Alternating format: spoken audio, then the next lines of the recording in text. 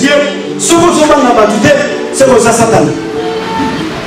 Un enfant de Dieu doit faire des prières de transition. Je vois le présent. Je ne prie pas pour le présent, mais je prie pour mon futur. Je vois ma souffrance. Je ne tiens pas compte de ma souffrance, mais je vois la gloire qui m'attend. Oh, le Dieu de la parole, il est le Dieu du présent. Il est le Dieu du futur. Il est le Dieu de l'éternité. Raison pour laquelle, hier, il était le Dieu d'Abraham. Mais aujourd'hui, il est ton Dieu. Après demain, il sera le Dieu de Canaan. Après le lendemain, il sera le Dieu de Mamoueli. Après des siècles et des années, ah Jésus, tu m'as sauvé, je t'aime. Ah Jésus, tu m'as béni, je suis vraiment content. Ah Jésus, non, la dimension de l'adoration de la nouvelle alliance, c'est une autre dimension. C'est la dimension du caractère, c'est la dimension du comportement. Les comportements des enfants de Dieu doivent être différents aux comportements qui sont des gens qui sont dans le monde, qui n'ont pas encore compris la parole de Dieu.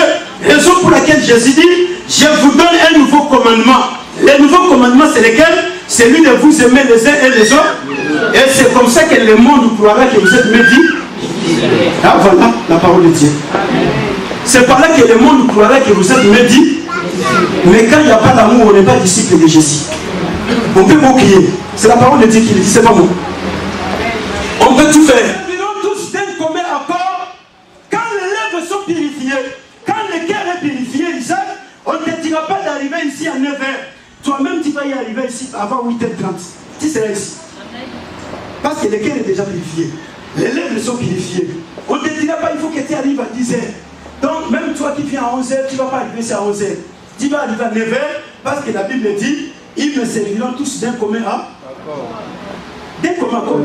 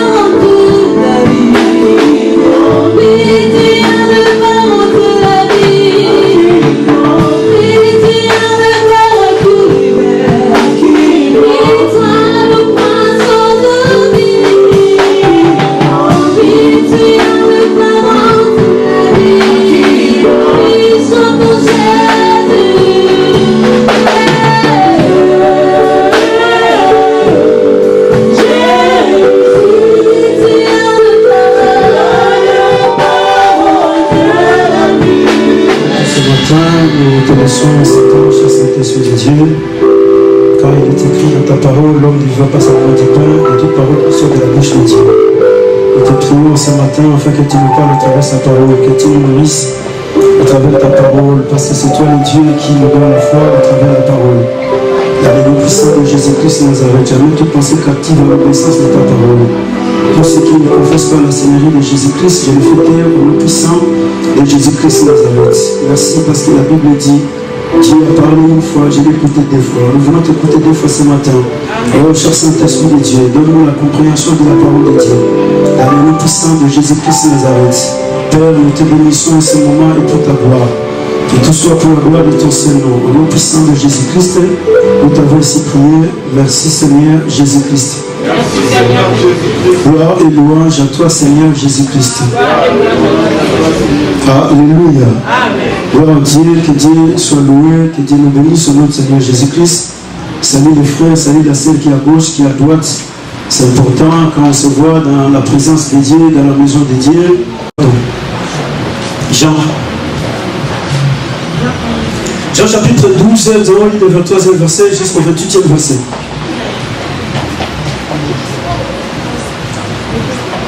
Jean, évangile selon Jean.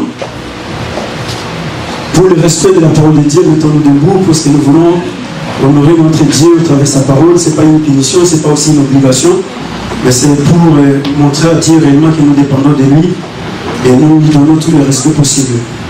Jean chapitre 12, nous allons lire le 23e verset jusqu'au 28e verset. J'ai lu la parole de notre Seigneur Jésus-Christ.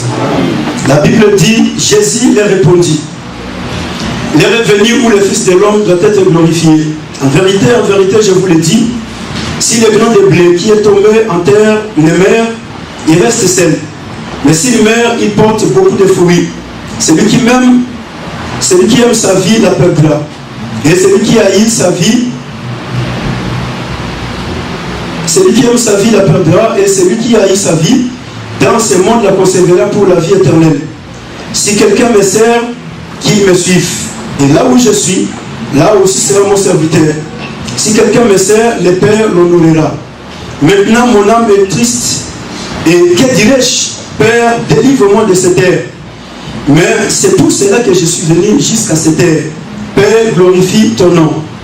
Et une voix vint du ciel. Je l'ai glorifié et je le glorifierai encore, parole du Seigneur. Amen. Alléluia. Je ne sais pas si c'est comme ça dans ta Bible, s'il y a une autre version, on peut la lire pour une compréhension. Et rapidement, nous allons passer à autre chose. Si quelqu'un a une autre version, on peut la lire. L'heure est venue où le Fils de l'homme va entrer dans sa gloire. L'heure est venue où le Fils de l'homme va entrer dans sa gloire. Vraiment, je vous l'assure.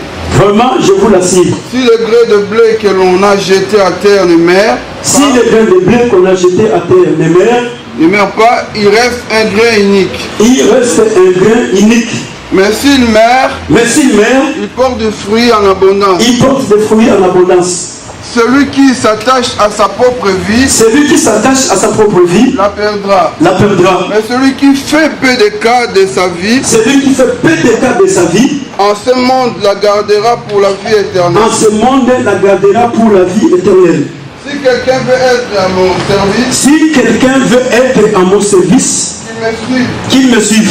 Là où je serai, mon serviteur il sera aussi. Si quelqu'un est à mon service, le Père lui fera honneur. Comprenez bien cette partie-là. Tu peux répéter cette partie. Si quelqu'un est à mon service, oui, le Père lui fera honneur. Qu'est-ce qu'il a écrit? Qu'est-ce qu'il a dit? Vous pouvez répéter?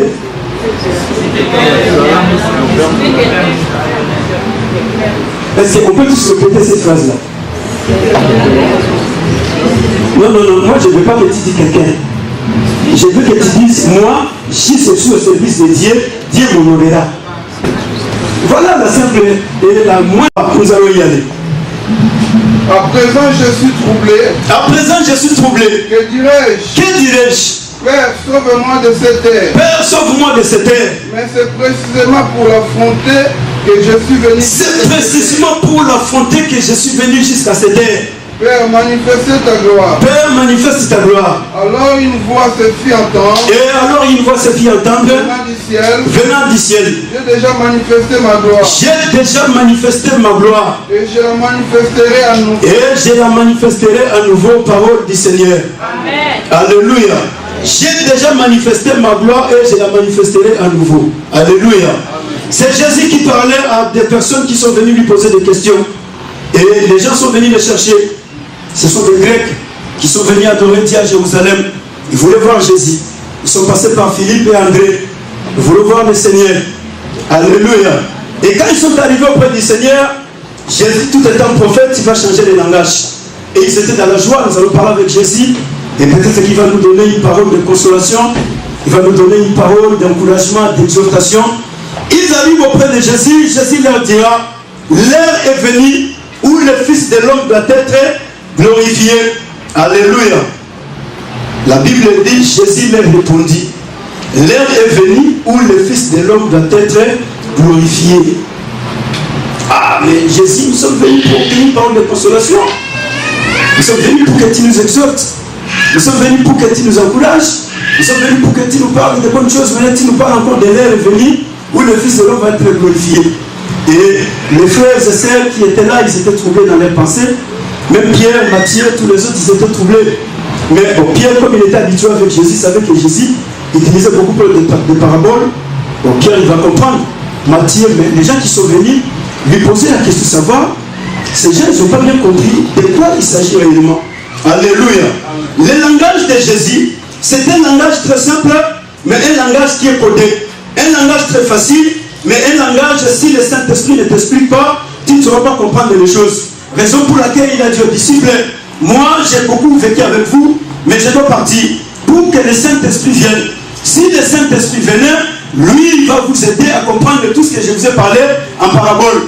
Lui il va vous expliquer les choses que moi je n'ai pas eu le temps de vous expliquer. Lui il va interpréter les choses que moi je n'ai pas eu le temps d'interpréter. Alléluia. Et le Saint-Esprit viendra. Raison pour laquelle l'Église, nous avons besoin d'être en communion avec le Saint-Esprit. Nous avons besoin du Saint-Esprit tout le temps, d'être en bonne relation avec le Saint-Esprit. Nous avons besoin de vivre avec le Saint-Esprit, car c'est lui qui va nous faire comprendre les choses que l'université n'a pas la capacité de nous faire comprendre. Les choses que les bons professeurs, les collégiens et tous les lycéens qui ont étudié en France, en Europe, partout dans tous les quatre coins du monde ne sauront pas nous faire comprendre. Mais c'est le Saint-Esprit. Alléluia. Jésus parle de l'ère. L'ère est venue où le Fils de l'homme doit être glorifié. Pour certaines personnes, ils étaient choqués. Pour certaines personnes, ils étaient perdus. Pour certaines personnes, ils étaient troublés. Mais il s'agit de quelle ère où ce Messie est en train de parler. Or, à tout moment, Jésus parlait de l'ère. On lui dit, il faut que tu ailles à Jérusalem parce qu'à la fête là-bas, Jésus dira, mon heure n'est pas encore arrivée. Je ne peux pas aller à Jérusalem. Mais après un moment, la Bible dit, secrètement, Jésus est venu à Jérusalem. Il est arrivé à la fête, il a fêté. Après, secrètement aussi, Jésus est sorti et il est parti. Et un jour, ses frères lui diront, mais si tu as besoin que les gens te connaissent, il faut que tu te fasses connaître aussi au public, non? Mais tu fais des choses toujours dans le secret. Il faut que tu fasses des choses publiquement pour que les gens te voient. Jésus doit leur répondre, mon heure n'est pas encore venue. Et ils étaient troublés. Mais quel genre de heure que tu parles toujours? Sa mère vient pour lui dire, écoutez, il n'y a plus de vin. Ces gens dont tu vois dans la fête, ils sont tristes. Jésus lui dit, mon heure n'est pas encore. Oh, mais non, tu exagères, non? Alléluia. Tu exagères. Il s'agit de quelle heure tout le temps tu parles de l'heure? Jésus parlait de son heure au futur. Jésus n'a jamais parlé de son heure au présent. Mon heure n'est pas encore venue. Mon heure n'est pas encore venue. Mais il s'agit de quelle heure? Jésus explique-nous. Et ce jour-là, Jésus va dire, écoutez, vous voulez savoir s'il s'agit de quelle heure? Je vais bien vous expliquer. Et Jésus va continuer à les expliquer. Si le grain de blé qui est tombé en terre ne meurt, il reste seul. Et Jésus dit, il ne portera pas de fruits.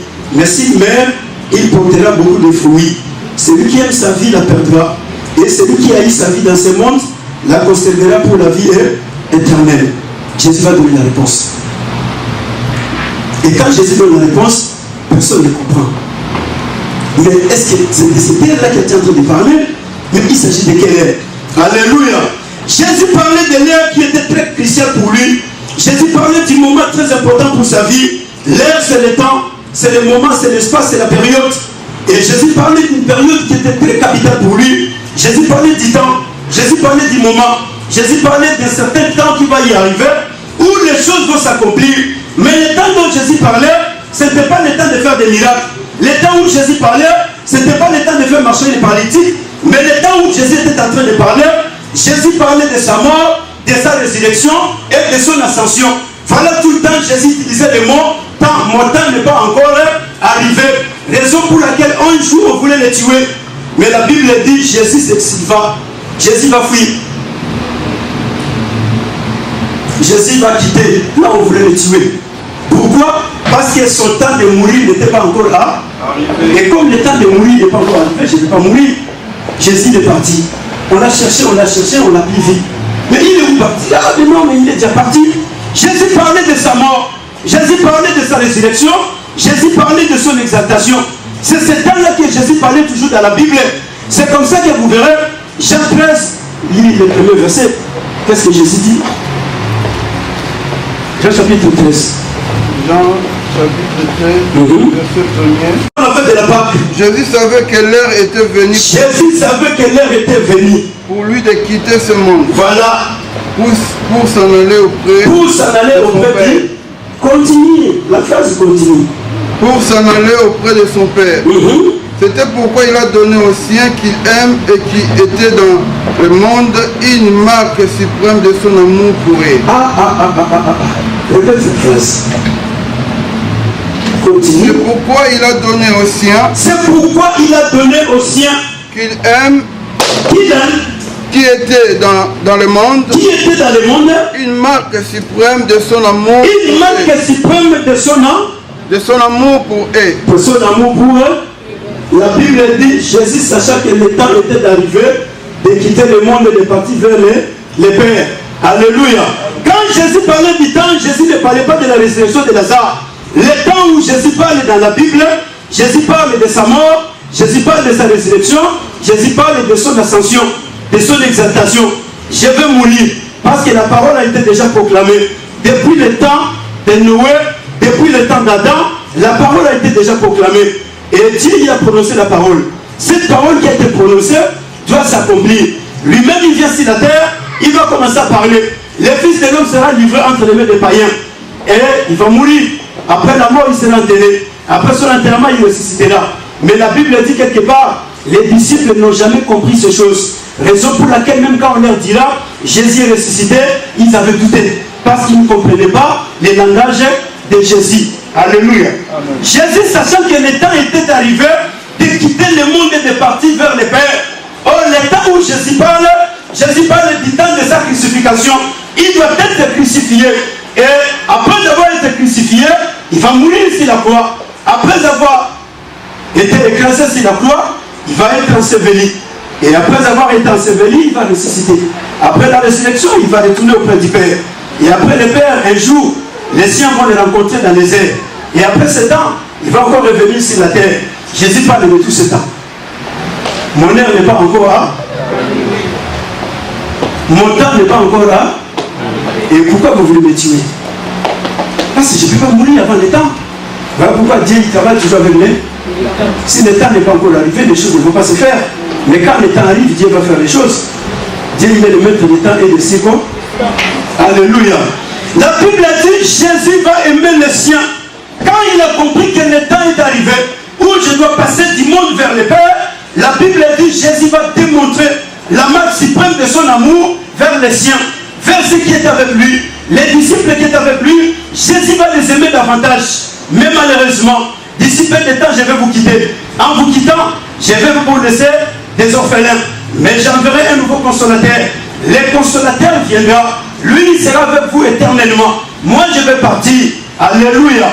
Écoutez mon frère, écoute ma soeur. Le Dieu qui nous a choisis, le Dieu qui nous a appelés, le Dieu dont nous sommes en train de servir, il est amour. Avant de mourir, la Bible dit qu'il a accepté d'aimer les siens. Il a démontré à Pierre son amour. Il a démontré à Jean la marque suprême de son amour. L'Église doit aimer l'amour de Dieu. L'Église doit vivre dans l'amour parce que Dieu, il aime le monde. La Bible dit Dieu a tant aimé le monde de telle manière qu'il a donné son unique fils. Dieu, il aime le monde avec compassion. Dieu, il aime les pécheurs avec compassion. Mais à ce qui concerne les siens, Dieu ne les aime pas avec compassion.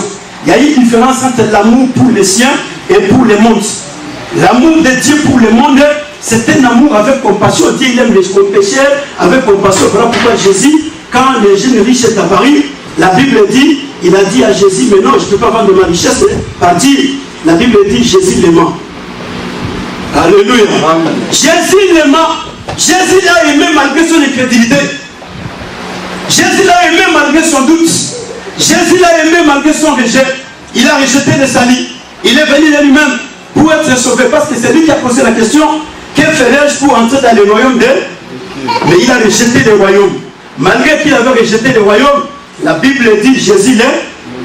Voilà pourquoi, frère, Jésus aime même les plus grands pécheurs du monde. Amen. Même les plus grands sorciers du monde, Jésus les aime. Même les plus grands féticheurs du monde, Jésus les aime. Même les plus grands marabouts, même les hommes les plus athées du monde, ceux que nous appelons les athées, Jésus les aime. Raison pour laquelle cet amour-là, c'est un amour avec compassion. C'est un amour que nous appelons l'amour commun. Mais l'amour des siens, c'est un autre amour. Cet amour-là, c'est l'amour sacrificiel. Jésus, quand il aime les siens, il se sacrifie pour les siens. Jésus, quand il aime les siens, il se donne pour les siens.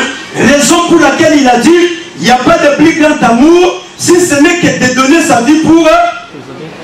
Oh là là. Il n'y a pas de plus grand amour si ce n'est que de donner sa vie pour les. Pour les autres, Jésus donne sa vie. Pour Pierre, Jésus donne sa vie. Pour Jean, Jésus donne sa vie. Pour le monde, Jésus les aime. Avec compassion. Parce qu'il a besoin d'eux. Il doit être sauvé. Mais pour ceux qui sont déjà avec lui, Jésus les aime avec un amour sacrificiel. Jésus se sacrifie pour Pierre. Jésus se sacrifie pour Jean. Jésus se sacrifie pour Matthieu. C'est cet amour-là qui doit se retrouver dans la vie des serviteurs de Dieu et des servants de Dieu. Dans la vie des enfants de Dieu, dans la vie des fils de Dieu. Ce n'est pas l'amour de la compassion, mais c'est l'amour sacrificiel. J'aime mon frère, je dois me sacrifier pour lui. J'aime ma soeur, je dois me sacrifier pour ma soeur. Ce n'est pas l'amour de blabla. Non, je t'aime, mais cet amour-là n'a pas des actions. Or, l'amour de Jésus pour les siens, c'est un amour qui a des actes et des actions. Il est caractérisé par des actes. Jésus ne s'est pas seulement limité à aimer les siens, mais il a démontré le niveau supérieur de cet amour. Qu'est-ce qu'il a fait? Il s'est donné lui-même. Amen. Il s'est donné lui-même. Celui qui aime son prochain, il va se donner pour lui. Mais malheureusement, que cet amour-là, le diable l'a détruit à l'église. Le diable a volé cet amour dans les cœurs des gens. Le diable s'est emparé de cet amour. Aujourd'hui à l'église, les gens ont vu par hypocrisie. On se salue bonjour, bonjour, mais rempli de l'hypocrisie dans les cœurs. Il n'y a pas cet amour sacrificiel. Je ne vois pas les frères, je ne vois pas la sœur à l'église. Je n'ai pas écouté pendant une semaine, un mois, 2 jours.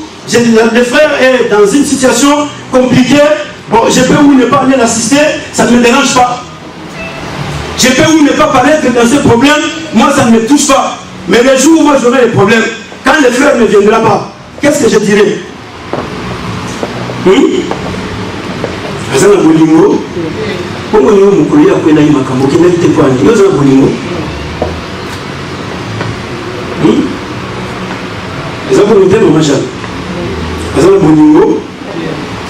N'est-ce pas? Le jour où l'autre avait connu des problèmes, toi tu n'es pas parti d'assister. Et maintenant quand toi tu as des problèmes, lui ne vient pas. Et quand lui ne vient pas, maintenant qu'est-ce que tu fais? Tu commences à dire lui n'a pas là. Mais qui n'a pas l'amour? C'est bien lui ou bien c'est toi? Alléluia. Qui n'a pas l'amour? Hein? Non, non, c'est pas les deux. C'est les premiers. Les premiers n'a pas là. Voilà pourquoi Dieu, pour nous démontrer, lui, il a commencé à poser l'acte. C'est-à-dire que Dieu, il a posé l'acte pour nous démontrer que moi, je me suis sacrifié pour vous. Vous aussi, vous devez vous sacrifier pour les autres. Et mais maintenant, quand nous ne le faisons pas, qui est coupable? L'autre, il dira, écoutez, ça me suit quand même au Québec. Non, non, non. Là-bas, en tout cas, c'est trop loin. Moi, je ne vais pas y aller. Hein.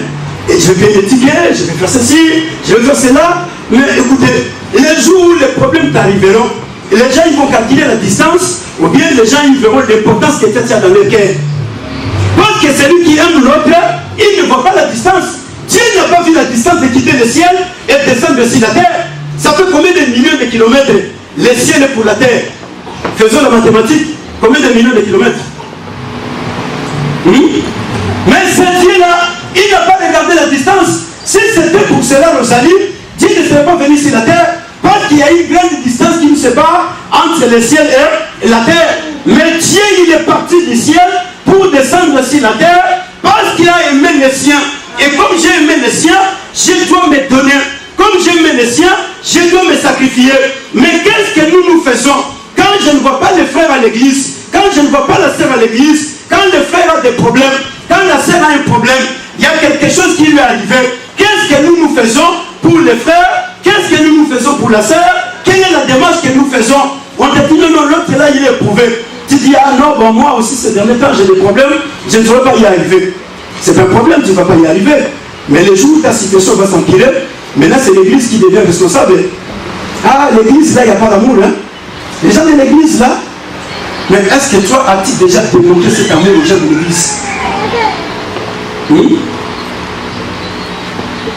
L'église n'est pas là. Et quand on parle de l'église, directement on voit le pasteur. Hein? Oui, mais machin. Donc, le pasteur est dans le Bolingo. Alléluia. Ah, gloire à Dieu. Parce que l'église, je dis, c'est comme ça. Hein? Quand on parle de l'église, on voit directement les pasteurs. Non. Mais je vais quitter ici. Je dis non, je m'en vais. Mais nous allons rester. Et quand nous allons rester, s'il n'y a pas d'amour entre nous, comment allons-nous continuer cette mission? Ça ne va pas continuer. Ça ne va pas continuer parce qu'il n'y a pas d'amour entre nous. On va commencer à se battre. On va commencer à se disputer.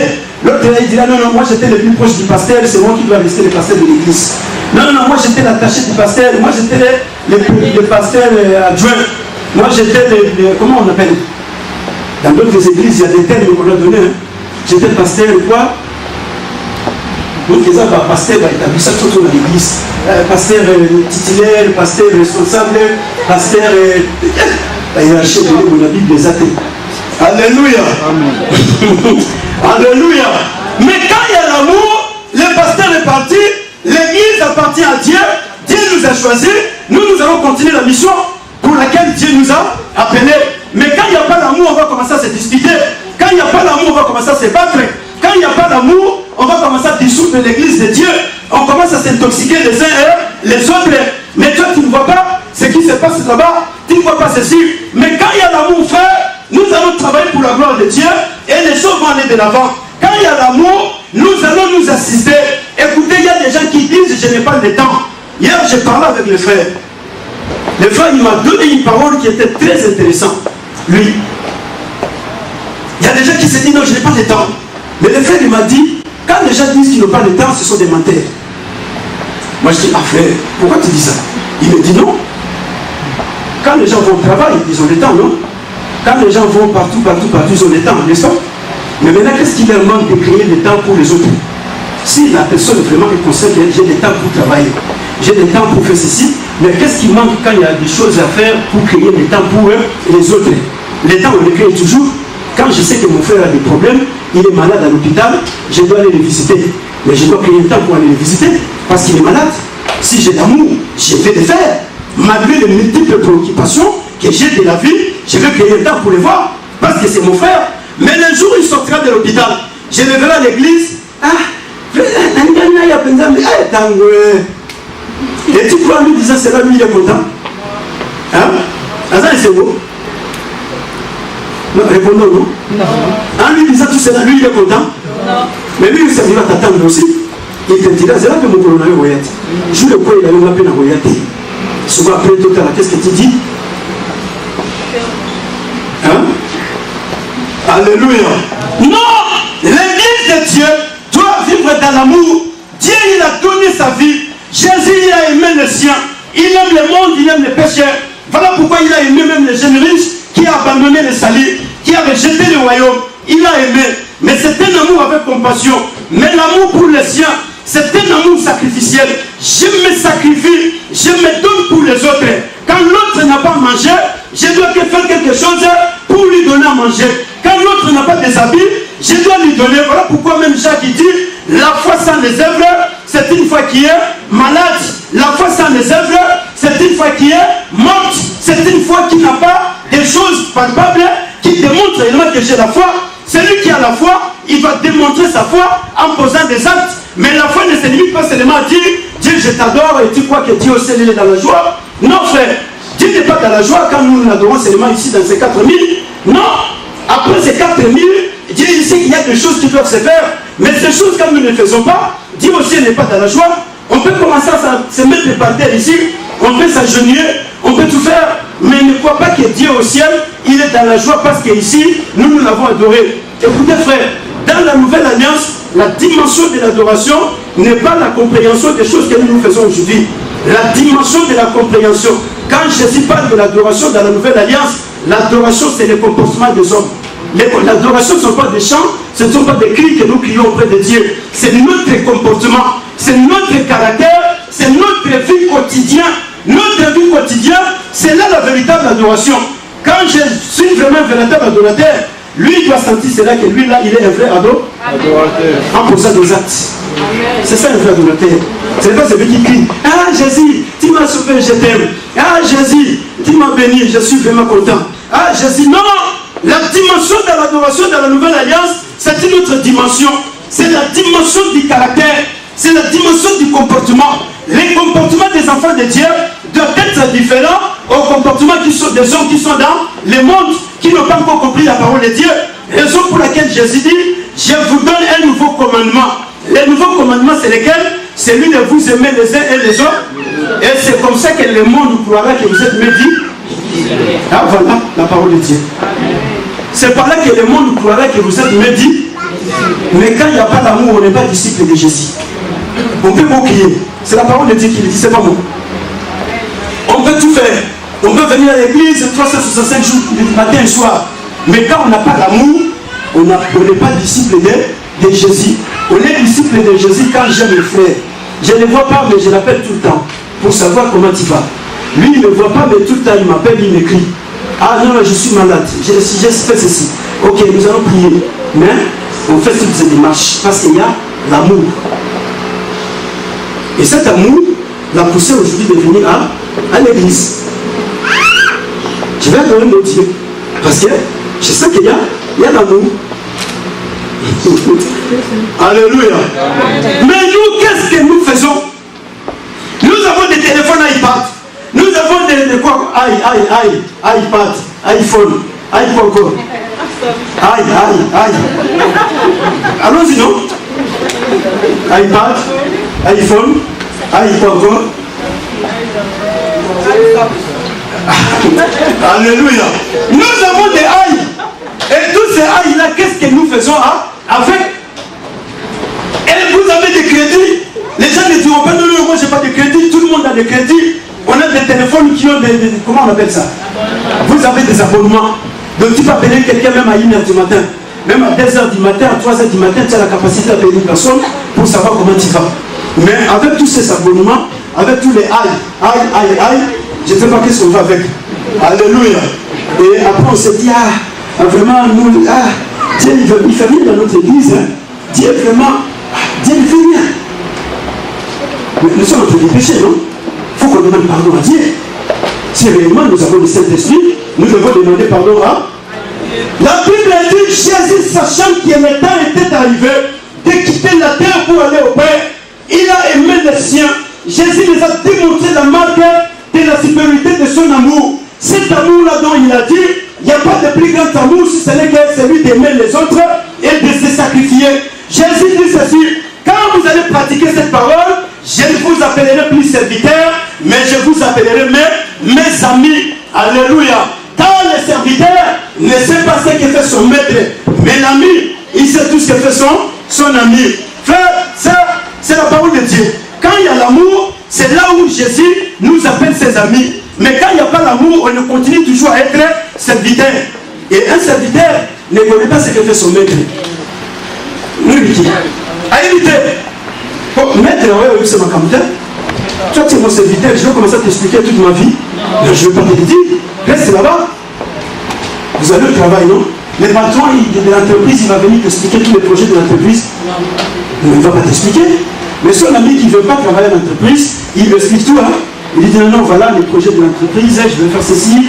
Et son ami en connaissance, mais toi qui travailles dans l'entreprise 10 ans, 15 ans, tu ne connais pas les projets de l'entreprise parce que tu n'es pas l'ami du pas. C'est comme ça aussi. Jésus ne va pas se révéler dans la vie de beaucoup de gens parce qu'ils ne sont pas encore devenus des amis de Jésus. Ils sont encore très loin de Jésus. Ils sont encore dans les rangs de serviteurs. Ils sont encore dans les rangs de servantes parce qu'ils ne pratiquent pas l'amour sacrificiel. L'amour sacrificiel, c'est de se donner pour les autres. C'est de se livrer pour les autres. Quand nous allons nous livrer tous ici pour les autres, l'église de Dieu sera bénie et Dieu aussi, il va nous bénir. Mais quand on ne se livre pas pour les autres, j'attends les frères Carlito jusqu'à ce que je les verrai à l'église. Mais peut-être que les frères avaient un problème de fièvre. Mais il n'a pas appelé. Et il arrive à l'église, il commence à les condamner. Même le moment où on était à l'église, hein, ça c'est quel langage? C'est le langage du Saint-Esprit? Isaac, réponds-moi, non? C'est le langage du Saint-Esprit? Il y a une gros qui vient.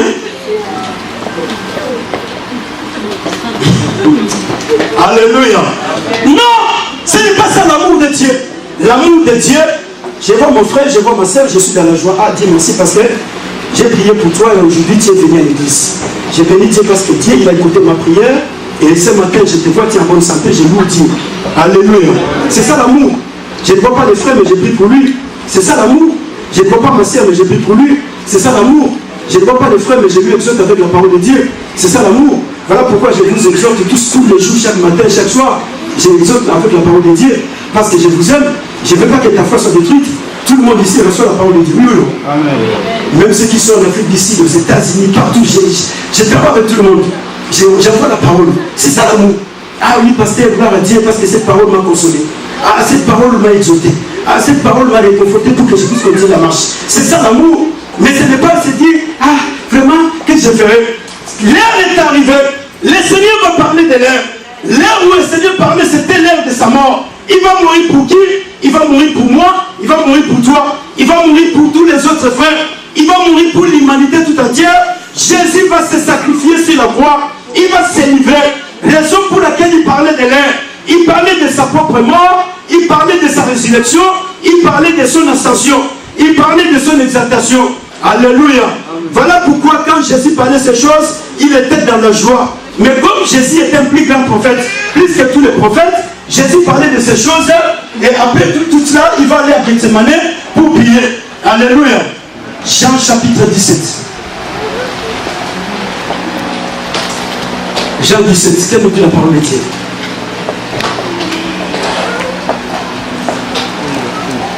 Jean chapitre 17, le premier verset jusqu'au 5e verset. Jean chapitre 17, le premier verset jusqu'au 5e verset. Amen. Après avoir ainsi parlé, Jésus leva les yeux au ciel et dit. Jésus leva les yeux au ciel et dit. Mon Père, l'heure est venue. Mon Père, l'heure est venue. Fais éclater la gloire de ton Fils. Fais éclater la gloire de ton Fils. Pour qu'à son tour le Fils fasse éclater ta gloire. Pour qu'à son tour le Fils fasse éclater ta gloire. En effet, tu lui as donné autorité sur l'humanité entière. En effet, tu lui as donné autorité sur l'humanité entière. Afin qu'il donne la vie éternelle à tous ceux que tu lui as donné. Afin qu'il donne la vie éternelle à tous ceux dont il lui a donné. Or, la vie éternelle consiste à te connaître. Or, la vie éternelle consiste à te connaître. Toi, le Dieu unique et le véritable. Et le véritable. Et celui que tu as envoyé, Jésus-Christ. Celui que tu as envoyé, Jésus-Christ. Je fais connaître ta gloire sur la terre. Je fais connaître ta gloire sur la terre. En accomplissant l'œuvre que tu m'avais confiée. Ah, va tout doucement. En faisant quoi? Ah. Je fais connaître ta gloire sur la terre. Je fais connaître ta gloire sur la terre. En accomplissant l'œuvre que tu m'avais confiée. En accomplissant l'œuvre que tu m'avais confiée. Et maintenant, Père, revêt-moi de gloire à ta présence. Donne-moi cette gloire que j'avais déjà auprès de toi avant l'origine du monde. Avant l'origine dit. Prophète a un petit peu mis d'intervention. La parole pour notre Seigneur. Après avoir ainsi parlé, Jésus leva les yeux au ciel. Et dit, Père, l'heure est venue, glorifie ton Fils, afin que ton Fils te glorifie. Selon que tu lui as... Un enfant de Dieu doit faire des prières de transition. Je vois le présent. Je ne prie pas pour le présent, mais je prie pour mon futur. Je vois ma souffrance, je ne tiens pas compte de ma souffrance, mais je vois la gloire qui m'attend. Oh, le Dieu de la parole, il est le Dieu du présent, il est le Dieu du futur, il est le Dieu de l'éternité. Raison pour laquelle, hier il était le Dieu d'Abraham, mais aujourd'hui il est ton Dieu. Après demain, il sera le Dieu de Canaan. Après le lendemain, il sera le Dieu de Mamoueli. Après des siècles et des années, il sera le Dieu de Léna. Parce qu'il est le Dieu omniprésent, omnipotent et omniscient. Jésus fait la prière de transition. Dans la transition de Jésus, Jésus quitte l'état de l'humiliation. C'est Jésus qu'on a incité sur la terre. C'est lui qui va boire le vinaigre sur la croix. il a vu cette vision. Mais Jésus, dans sa prière, il ne tient pas de la vision, de la gloire. Il ne regarde pas la souffrance de la gloire. Jésus regarde la gloire qui l'attend. Or, s'il ne passe pas par la gloire, il n'y a pas la gloire. Or, cette gloire aujourd'hui, c'est cette adoration que nous lui donnons. Les milliards d'hommes et de femmes dans tous les 4 coins du monde sont en train de se prosterner au nom de Jésus-Christ de Nazareth. Les milliards d'hommes et de femmes dans tout âge et dans toute génération sont en train de l'adorer. Il est en train de prier. Écoutez frère, en priant, tu dois comprendre que le Dieu où je suis en train de prier n'est pas le Dieu de petites choses. Mais le Dieu où je suis en train de prier, c'est un Dieu de grandes choses. Il y a un moment, Dieu va te faire passer par l'humiliation. Jésus est passé par l'humiliation. Il faisait la prière de l'humiliation.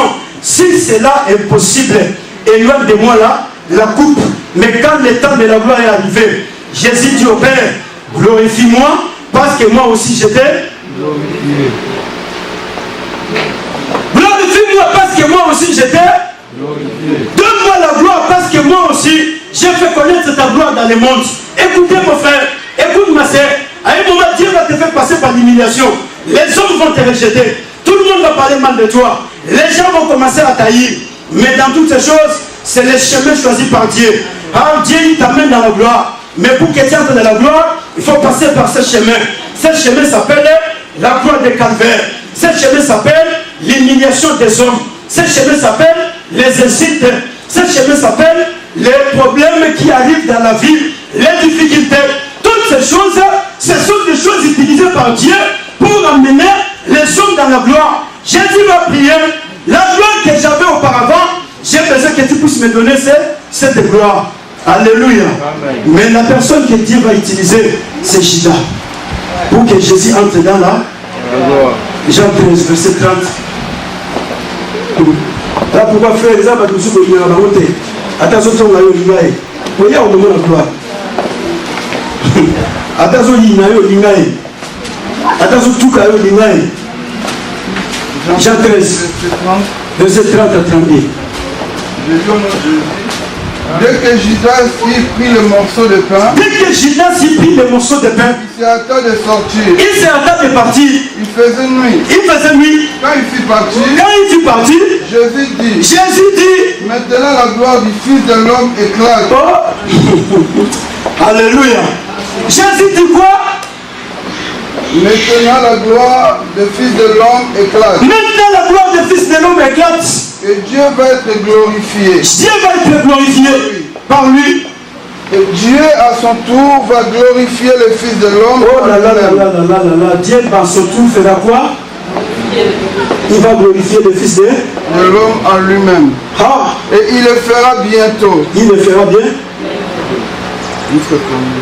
C'est ça. Alléluia. La Bible dit, quand Judas réussit les morceaux de pain, il a mangé les morceaux de pain. Parce que Jésus attendait celui qui devait lui amener dans la gloire.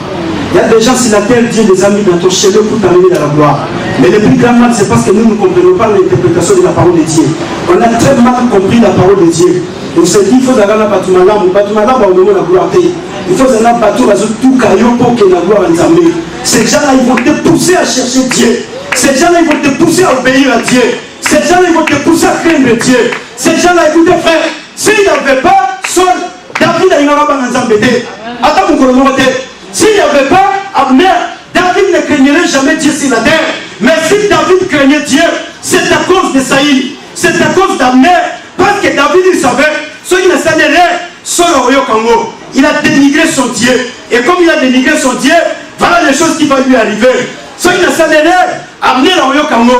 Écoutez frère, Jésus il était sur la terre comme étant homme dans la chair. Il savait qu'il y a un certain Judas qui va m'amener dans la gloire. Pierre, à cause des sacrificateurs, il a craint Dieu. Il y a des gens sur la terre, frère, Dieu les met dans ton chemin parce que Bamone va pousser au Banganzambe. Bamone va pousser au Sanzam. Yaka, ezana mutute na mokilo web sabiso Banganzambe pour batubazate, to Banganzambe pour batubazali. Sur batubazalité, à Banganzambe. Sur vous avez été, nous voyons un de quoi? Il y a oh. Mais je vous dis des choses qui sont simples. S'il n'y avait pas Rosalie, il n'y avait pas vous, je ne craindrais pas Dieu. Je ferai tout ce que je veux faire. Mais si je crains Dieu, je sais que quand je commettrai ceci, quand vous attendra, ça sera dangereux. si je faisais ceci, quand Alain l'apprendra, là, je ne vois pas d'abord dire, je vois d'abord Isaac. Quand Isaac apprendra cela, qu'est-ce qu'il dira? Là, pasteur, alléluia. Voilà pourquoi Dieu il met des gigas dans nos chemins. Dieu il met des sorts dans nos chemins. Dieu il met des apnéas dans nos chemins. Dieu il met des hommes et des femmes qui sont comme des épines pour nous. Mais ces hommes et ces femmes ne sont pas des épines, mais ce sont des hommes utilisés par Dieu pour nous amener à craindre Dieu. Ce que vous avez c'est vos Satan. Je répète, c'est vos amis. Pour nous, pour respecter là. Attendez. Au moment où on va là, pour battre la salle. Ce que vous avez fait, c'est que vous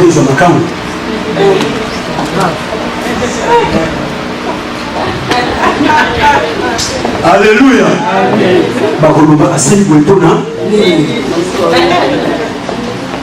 Alléluia.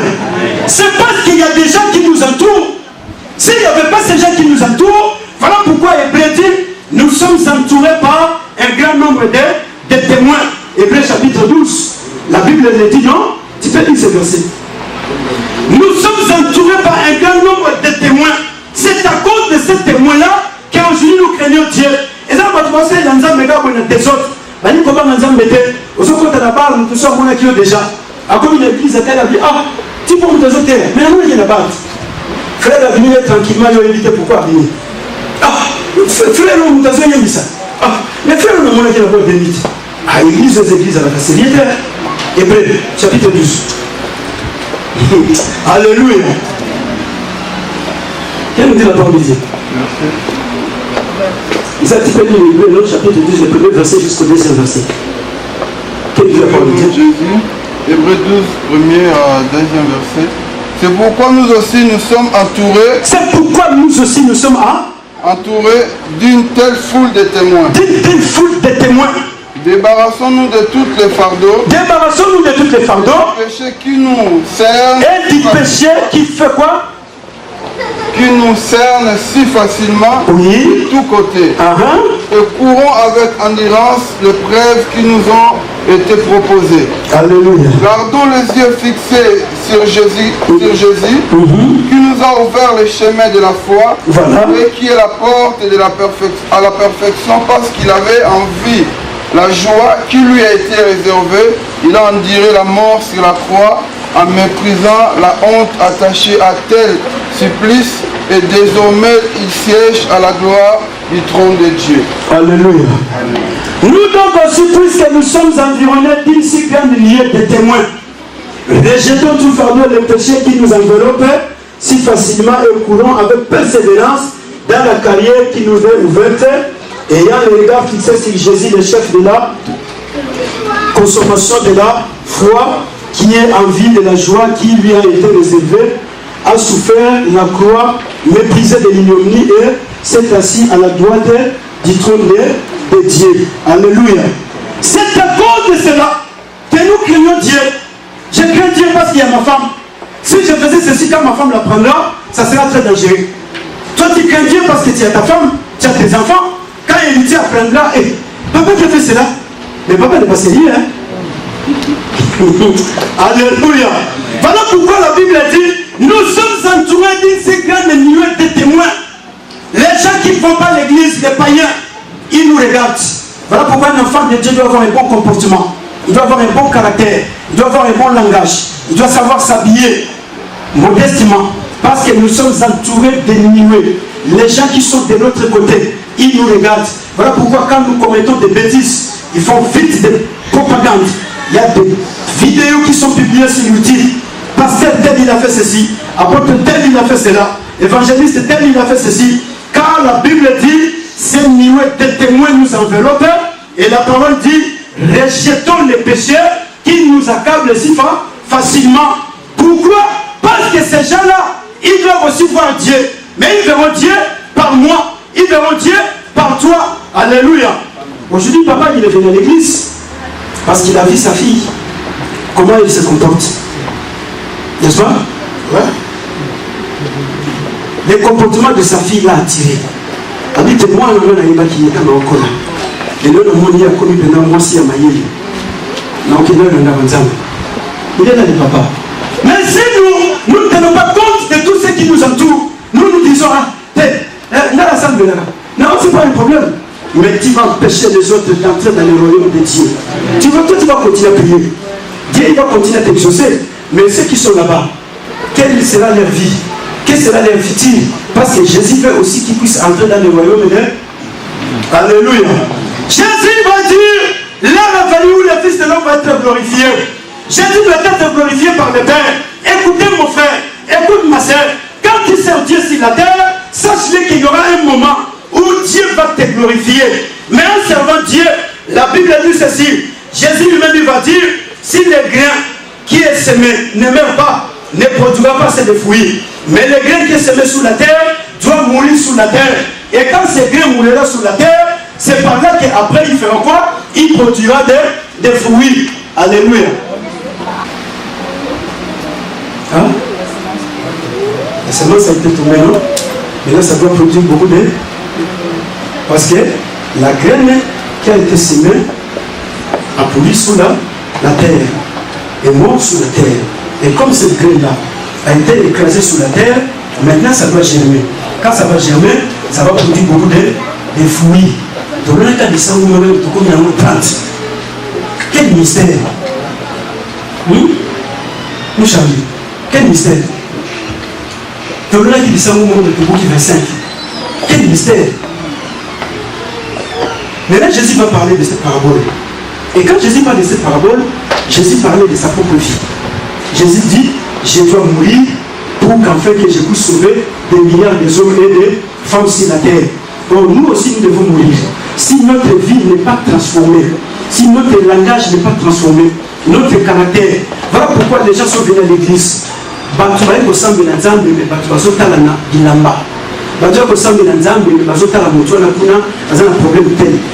Je vous ai dit la fois passée, j'ai une sœur qui, dans son pasteur m'appelait, la sœur qui vient de l'église, c'est d'accord balader. Mais toi tu es venu à l'église, c'est pour que tu puisses adorer Dieu, ou tu es venu à l'église pour commencer à te moquer des autres personnes dont Dieu n'a pas encore venu. J'ai dit à la sœur, ne crois pas que tu vas t'arrêter à féliciter les gens. Félicitations comme Bali. Alléluia. Je lui ai dit, ça ne va pas s'arrêter là-bas. Félicitations pour Boboti. Félicitations parce que vous êtes Kanda. Félicitations parce que vous êtes en train de travailler. Non, ma soeur, avec Jésus, toi aussi, on va te féliciter. De la même manière dont toi tu félicites les autres, demain ça viendra ton tour. Mais tu ne peux pas quitter l'église parce qu'il y a des gens qui sont en train de se moquer de toi pour battre la tête. Mais ceux qui se sont mariés, ceux qui passent à ma casse, papa dit ça. Ceux qui passent dans la vie de eux, c'est l'amour. Mais comme ils sont impuissants, incapables, voilà là où ils sont en train de s'arrêter, c'est à se moquer des autres. Mais la personne dont Jésus a racheté, celui dont Jésus a payé le prix, il vient à l'église, mais Jésus, il sait le temps où il va faire des choses dans la vie de cette personne, parce que Jésus lui parlait du temps. Mon temps n'est pas encore là. Mais quand le temps était arrivé, Jésus il a dit quoi? Père, glorifie-moi comme moi aussi j'étais glorifié ici là. Mais le Dieu de la parole, il est fidèle. Il n'a jamais été infidèle. Jésus dit, celui qui me servira, mon Père fera quoi? L'honorera. C'est écrit dans la Bible, non? Celui qui me servira, mon Père fera quoi? Il va l'honorer. Mais la personne qui sert Dieu, tu n'as pas besoin de te moquer de lui. La personne qui sert Dieu, tu n'as pas besoin de savoir comment. Car tu ne sais pas, le Seigneur va parler. Celui qui me sert, il doit me suivre. Celui qui me sert, il doit être avec moi. Là où je serai, c'est là où sera moi, mon serviteur. Jésus parle de la relation de la communion, de la relation d'intimité. C'est-à-dire, celui qui me sert, il doit toujours être en communion avec moi. Il doit être en bonne relation avec moi. Mais Jésus dit, les graines doivent mourir sous la terre pour produire beaucoup de fruits. Jésus parlait de sa propre mort. Or, quand je mourrai, je ressusciterai et je produirai beaucoup de fruits. Je sauverai des millions de hommes et de femmes qui sont sous l'emprise de l'ennemi, Satan. La mort de Jésus-Christ a déjà payé tous les prix. Raison pour laquelle, dans le livre de Jean 17, au 5e verset, la Bible dit, après avoir tout achevé, Jésus dit, glorifie-moi comme moi aussi j'étais glorifié ici là. Écoutez frère, écoute ma soeur, si réellement tu sers Dieu, tu es conscient que moi je sers Dieu. Attends, tu vas se qui tu vas se parce que bazo est bien pour qu'il pousse. Mais il fait son là, je vais me répéter. Je dis ceci, si réellement tu sers Dieu, même si déjà c'est moqué de toi, laisse-le se moquer de toi, parce qu'il y a une parole qui est sortie. Cette parole ne retournera pas auprès de Dieu sans pour autant s'accomplir dans la vie des autres. Cette parole finira par s'accomplir. Même si Satan te combattait, même si les démons s'associaient de tous les quatre coins du monde entier, même si les sorciers s'associaient, mais la parole est sortie dans la bouche du Seigneur. Celui qui me servira, mon Père l'honorera. Celui qui va me servir sur la terre, le Dieu du ciel, il va l'honorer. Écoutez frère, écoute ma soeur, il y a des choses très simples qui font souffrir les enfants de Dieu aujourd'hui. Le problème c'est quoi? Parce que les services aujourd'hui, c'est fait comme dans l'Ancien Testament. Les gens ils servent Dieu comme dans la loi. Les gens ils servent Dieu dans le tabernacle de Moïse. Or, nous sommes dans la Nouvelle Alliance. Dans la Nouvelle Alliance, nous ne servons pas Dieu dans les parvis. Dans la Nouvelle Alliance, on ne sert pas Dieu dans les lieux très saints. Dans la Nouvelle Alliance, on ne sert pas Dieu dans les lieux saints des saints. On n'est pas dans les lieux très saints. Maintenant, où nous sommes? Nous sommes où? Oui, Isaac. Nous sommes où? Jeff. Nous sommes où? Si on n'est pas dans les parvis, on n'est pas dans les lieux saints, on n'est pas dans les lieux très saints. Maintenant, nous sommes où? Nous sommes où? Alléluia. Dans la Nouvelle Alliance, on ne sert pas Dieu dans les parvis. Voilà pourquoi on ne sert pas Dieu dans les parvis. On doit continuer à répéter les mêmes choses. On doit continuer à répéter les mêmes paroles. Il faut venir avant l'église. Il faut être régulier au programme de l'église parce qu'on est encore dans les parvis. Quand on quitte les parvis, on doit entrer dans les lieux saints. Et on doit quitter les lieux saints pour entrer dans les lieux très. Mais nous, on n'est ni dans les lieux saints, ni dans les parvis, ni dans les lieux très saints. Mais nous sommes dans la présence de Dieu. La Bible dit Jésus est entré pour nous dans la présence de Dieu. Jésus nous a ramenés dans la présence du roi. Le souverain sacrificateur n'a jamais vu Dieu. Quand tu vas poser la question à l'homme, il te dira je n'ai jamais vu Dieu. Mais la Bible dit, Jésus va dire à Pierre, vous êtes heureux parce que vous voyez ce que les prophètes ont désiré voir. Ce qu'Abraham voulait voir. Ce que Moïse voulait voir. Mais Moïse n'a pas eu cette grâce. Moïse voulait me voir, mais il ne m'a jamais vu. Mais vous me voyez. Écoutez mon frère, dans la Nouvelle Alliance, nous servons Dieu dans la dimension la plus supérieure. Dans cette dimension supérieure, on n'a pas besoin de te dire, viens le mercredi à l'église, viens le vendredi à l'église, viens le dimanche à l'église, viens à la répétition, il faut venir aller à l'église. Non, dans la Nouvelle Alliance, le Saint-Esprit travaille avec notre conscience. Je suis conscient que Jésus-Christ a déjà payé le prix du péché pour moi. Jésus m'a racheté de la malédiction de la loi. Jésus a pardonné mes péchés. Jésus a fait de moi un royaume de sacrificateurs, une nation sainte, un peuple élu par Dieu. Je sers Dieu avec ma conscience.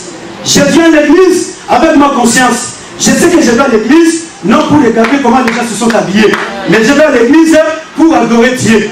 Je vais à l'église non pour regarder les problèmes des gens. Je vais à l'église pour honorer Dieu. Je sais que Jésus m'a sauvé.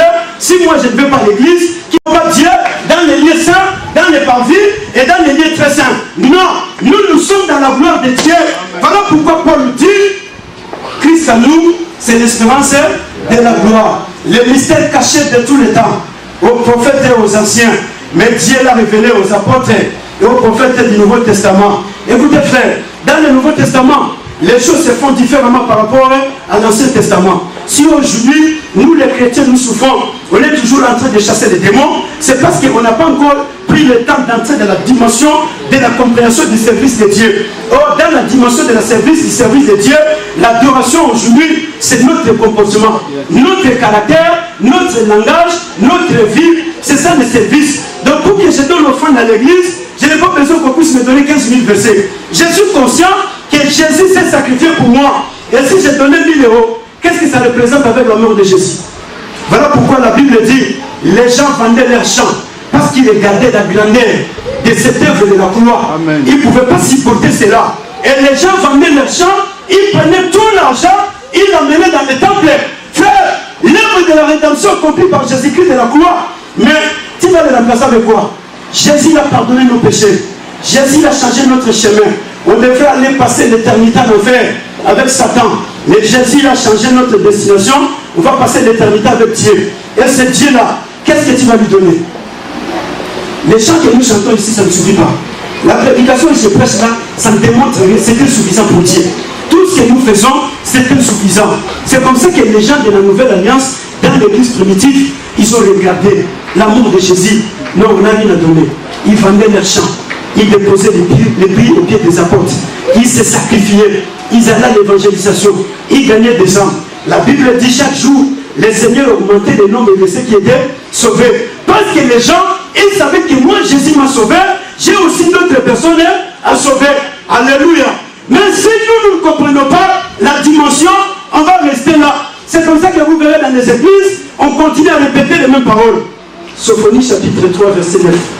Et on finit par là, nous allons prier. Quelle nous dit la parole de Dieu? Sophonie, dans l'Ancien Testament.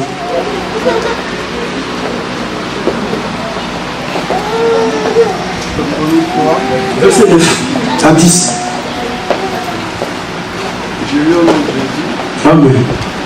Puis je transformerai les lèvres de tout le peuple. Je transformerai les lèvres de tout le peuple et je les rendrai pires pour qu'ils invoquent l'Éternel et qu'ils les servent tous d'un commun accord. Oui, les servent comment?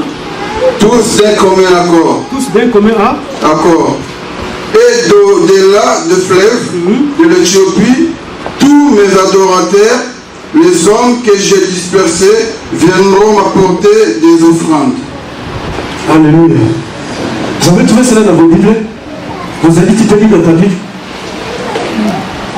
Alors je donnerai au peuple des lèvres pures. Je donnerai au peuple des lèvres pures. Afin qu'ils invoquent tous le nom de l'Éternel. Afin qu'ils invoquent tous le nom de l'Éternel. Pour les servir d'un commun accord. Pour les servir d'un commun accord. D'au-delà des fleuves de l'Éthiopie. D'au-delà du fleuve de l'Éthiopie. Mes adorateurs. Me dispersés. M'apporteront des offrandes en ce jour-là. M'apporteront des offrandes en ce jour. Alléluia. Dieu dit, je purifierai leurs lèvres. Quand les lèvres seront purifiées, la parole dit, ils invoqueront le nom d'eux. Mais aujourd'hui, on invoque Dieu avec des lèvres pires. Les cœurs remplis de la haine, de la jalousie, remplis de la méchanceté, sans esprit du pardon. Mais Jésus nous a pardonné, oui ou non? Oh, dans l'amour, il y a le pardon. Jésus nous a pardonné, ce n'est pas parce que nous sommes spéciaux. Qui a mérité cela? N'a mérité amour. Qui a mérité le pardon de Dieu? Personne d'entre nous n'a mérité. Jésus nous a pardonné dans son grand amour. Mais aujourd'hui, il y a des gens qui ne veulent pas pardonner les autres parce que les lèvres sont encore impies. Mais Dieu dit, je leur donnerai des lèvres pires pour qu'enfin qu'ils invoquent le nom de l'Éternel.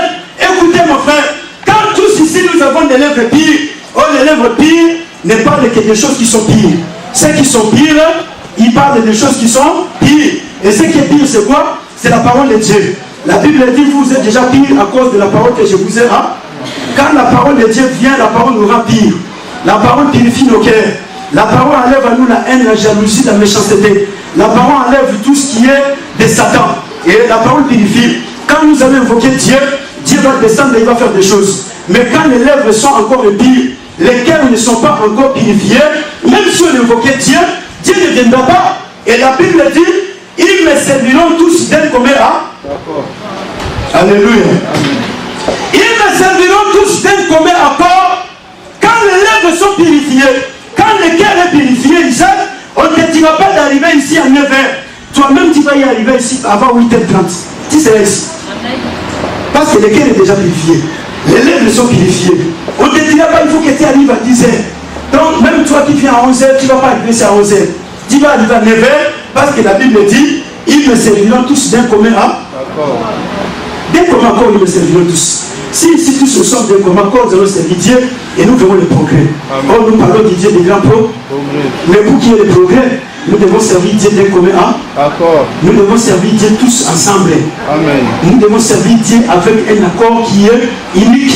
Quand nous disons les cultes commencent à 10h, c'est qu'à 10h nous allons nous retrouver tous ici. Amen. Quand on dit nous devons aller à l'évangélisation, tous nous devons aller à l'évangélisation. Quand on dit qu'il faut qu'on se retrouve à la répétition à 14h, à 14h nous sommes là. La répétition c'est à 14h, on arrive à 15h. Est-ce qu'on est bien comme encore? Non, on ne craint pas Dieu. Voilà pourquoi il n'y a pas de progrès. On dit non, nous devons aller visiter telle sœur, tel frère a un problème. Tous on se met, on va visiter les frères et la gloire de Dieu va se manifester.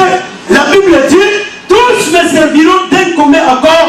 Dans la nouvelle alliance, on sert Dieu d'un commun accord. On ne sert pas Dieu avec des partis pris. On ne sert pas Dieu en s'éloignant, mais on sert Dieu parce que nous savons tous que nous sommes tous sauvés par Jésus-Christ de Nazareth. Nous sommes tous délivrés par Jésus-Christ et en servant Dieu, Dieu il va nous honorer sur la terre. Même si on passait par les épreuves, même si on passait par la souffrance, ce sont les chemins préparés par Dieu pour nous amener à la gloire. Dieu finira par nous glorifier.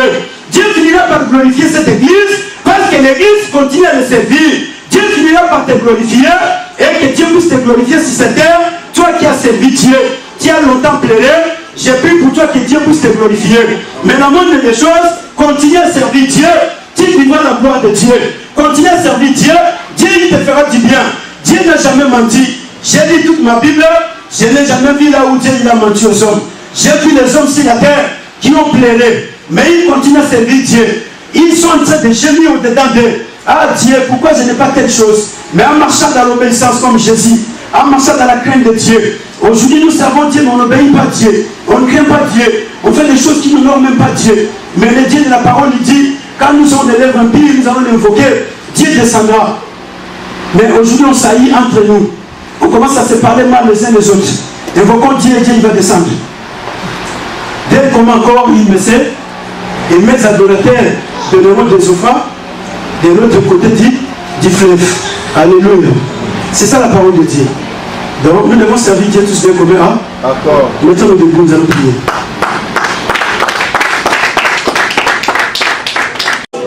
Je le déracine maintenant. Et j'envoie cela dans la Bible au nom puissant de Jésus-Christ. Je suis en train de chasser tous les démons qui m'ont empêché pendant longtemps de ne pas obéir à Dieu, de ne pas craindre Dieu, de ne pas aimer Dieu, de ne pas aimer mon prochain. Tous ces démons, je vous chasse maintenant.